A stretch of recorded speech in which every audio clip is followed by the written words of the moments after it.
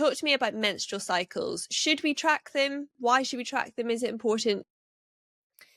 Yeah, I am a fan of tracking. I think, historically, women are not, well, not even historically, even today, we're not taught enough about our bodies. Most of us probably know how our phone works more than our bodies work and our hormones. We just do not get taught it.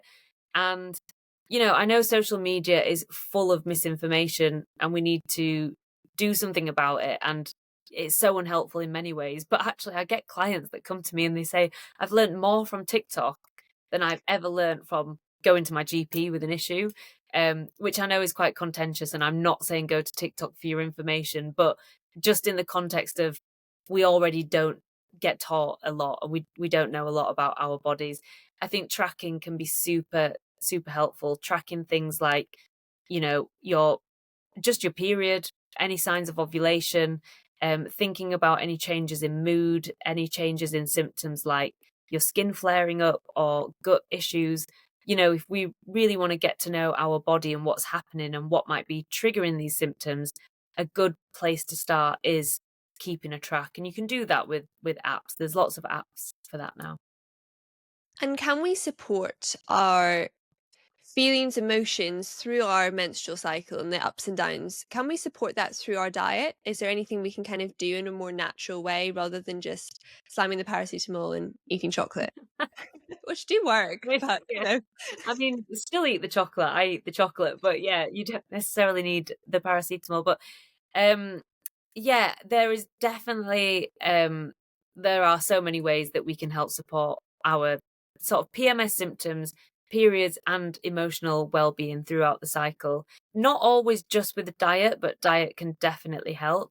So a lot of the time it's about, again, understanding what's going on. So as a sort of if I was to summarize and simplify the menstrual cycle and what you can do at each stage, I think along the lines of, so day one of your cycle is the first day of your period. Now, just completely listen to your body at this point. Some people feel quite energized at this point. Some people feel absolutely wiped out. Whichever one you are, act accordingly. So if you feel quite energized and you're happy keeping up with your normal exercise routine, do it. Don't let someone tell you that you should be resting because you're on your period. That's not quite the case. If you feel well, it's fine. But if you do feel wiped out, then take a step back. After your period, this is your follicular phase, and it's when estrogen starts to rise. So think about estrogen like the Beyonce of our hormones. She makes us feel good. She makes us energetic. She makes us sociable. It's that point in the cycle where you look in the mirror and you're like, oh, my skin looks quite good. And yeah, I'm kind of feeling myself. Like I feel quite good right now. And I'm going to make loads of plans because I'm feeling super sociable and energetic. And all of a sudden you're like, maybe I'm going to book a holiday and go on a solo travel and go hike and do all this adventurous stuff until you get into your PMS and you're like, why have I done this? But basically, in that first phase of your cycle, so the first 2 weeks, estrogen's rising. She's the Beyonce. She makes you feel good. And then you get to ovulation around 14 to 16 days into your cycle. Testosterone rises. This is how men get to feel often on a day-to-day basis. You feel fit, you feel strong, you feel resilient, you feel productive at work, you're smashing those deadlines, feeling good. So this is kind of the good bit of your cycle. And at this point, it's where I'm thinking if you wanted to hit some PBs at the gym or go heavier at the gym, try some new classes, increase that cardio, do a longer run, push yourself a bit more. Typically, this is the point in the cycle where that complements that phase a little bit more.